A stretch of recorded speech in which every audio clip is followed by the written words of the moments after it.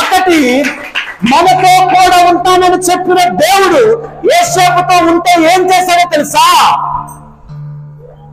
ఆయన చేతి పనిని ఆశీర్వదించాడు. 2, ఆయన ఉన్న స్థానాన్ని హెచ్చించాడు. 3, ఆయన ఉన్న దేశాన్ని ఆయన ఆశీర్వదించాడు. నా ప్రియులారా గమనించండి, ఈ యొక్క ఫరో ఎవరో తెలియదు, పోతీఫర్ ఎవరో తెలియదు, ఏ ఊరో తెలియదు, యజమానురాలు ఎవరో తెలియదు, పని మనుషులు ఎవరో తెలియదు, భాష కాని భాష, దేశము కాని దేశము. ఇలా వచ్చినప్పుడు ఎలా సాధ్యమండి? రక్త సంబంధికులు చేత మోసపోయి గుట్టలో త్రోయబడినప్పుడు బానిసగా ఒక దేశానికి వెళ్తే ఆ దేశంలో ఇలా ఉన్నతమైన స్థానంలో ఉండడానికి గల కారణం ఏంటి